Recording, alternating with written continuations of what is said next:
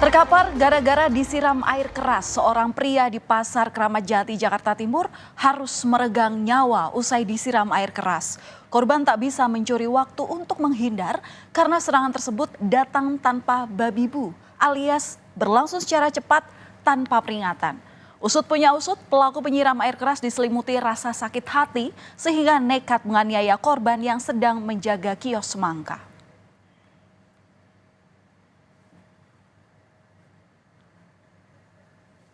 Saudara, rekaman CCTV ini merekam jelas detik-detik saat penganiayaan terjadi. Pada Senin dini hari 8 Januari 2024, korban bernama Utomo tengah berjaga di salah satu lapak penjual buah semangka di Pasar Kramat Jati, Jakarta Timur. Pelaku sempat beberapa kali mengecek barang dagangan sembari berbicara dengan sejumlah orang yang mendatangi lapak.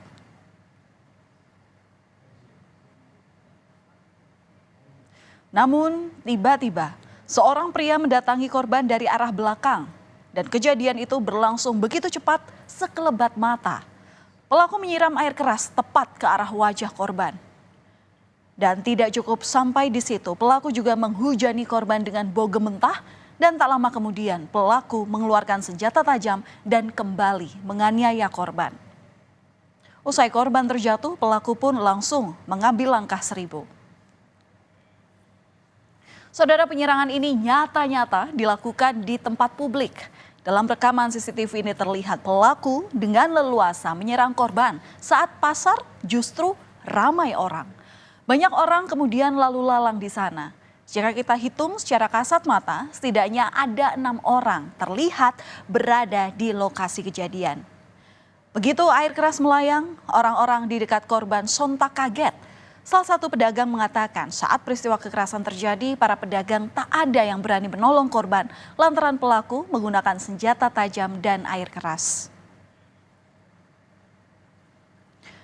Saudara, korban ini sebetulnya sempat dibawa ke rumah sakit, tetapi nyawanya tak tertolong.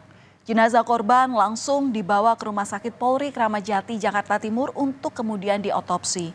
Menurut Eko yang merupakan kakak ipar dari korban ini, saat kejadian korban tidak bisa melawan pelaku karena terpapar air keras.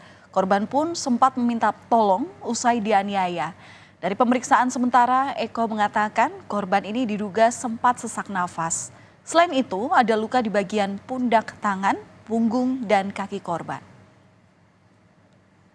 Jadi pertama disiram air keras, jadi dia nggak bisa ngelawan, matanya udah kena terpapar air keras, jadi dia nggak bisa nangkis, nggak bisa apa, dia tertutup matanya, dia langsung pelaku ngambil celurit, dia langsung bacok 4 kali, gitu.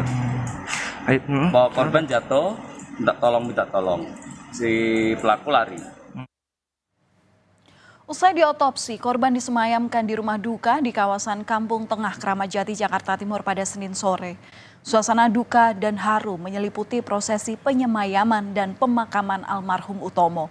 Korban dimakamkan di TPU Kober Kramat Jati. Sejumlah rekan dan kerabat almarhum mendatangi rumah duka serta prosesi pemakaman almarhum. Lalu sebenarnya siapa pelaku penyerangan dengan air keras ini dan apa motifnya? Kurang dari 24 jam sejak kejadian, petugas gabungan Polres Jakarta Timur dan Polsek Kramat Jati akhirnya menangkap pelaku. Pelaku berinisial DJ ditangkap di kawasan Pamulang, Tangerang Selatan. DJ benar-benar tak berkutik saat dibekuk oleh polisi. Berbeda saat ia lari tunggang langgang usai menyerang korban. Pelaku pun langsung dibawa ke Polsek Kramat Jati.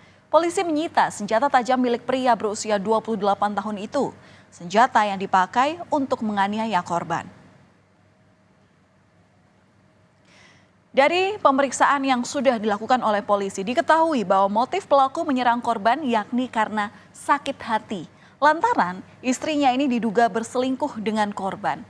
Pelaku mengungkapkan hubungan gelap itu diketahui sejak Oktober lalu.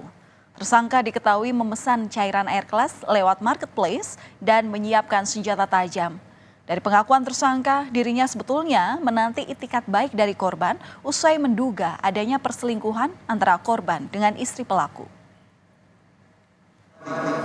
bahwa tersangka merasa sakit hati dengan korban dikarenakan korban selingkuh dengan istri tersangka.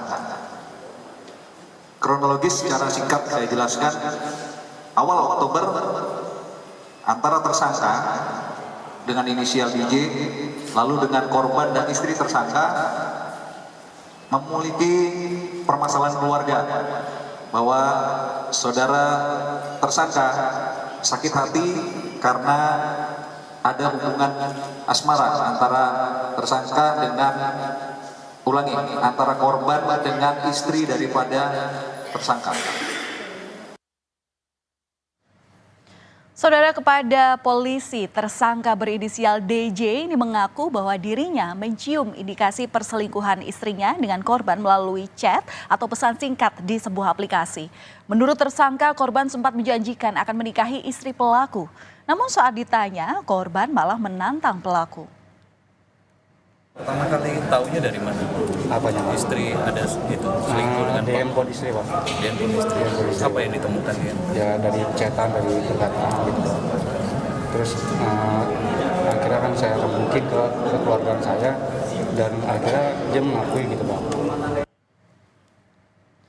Salah satu pedagang semangka di Pasar Kramat Jati menuturkan bahwa korban ini merupakan pegawai di kiosnya yang sudah bekerja di tempatnya kurang lebih selama 1 tahun. Korban ini dikenal baik dan supel serta mudah bergaul dengan sesama pedagang. Korban juga diketahui saling mengenal dengan pelaku yang juga merupakan pedagang di kawasan Pasar Kramat Jati.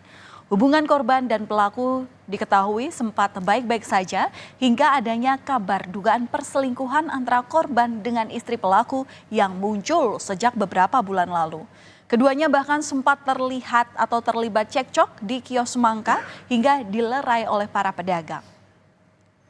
Untuk hubungan sama si pelaku sebelumnya sih saling mengenal ya, saling mengenal. Tapi kayaknya bulan apa atau beberapa bulan kemarin memang kayaknya ada masalah gitu, masalah. Cuma waktu itu pernah cekcok waktu itu.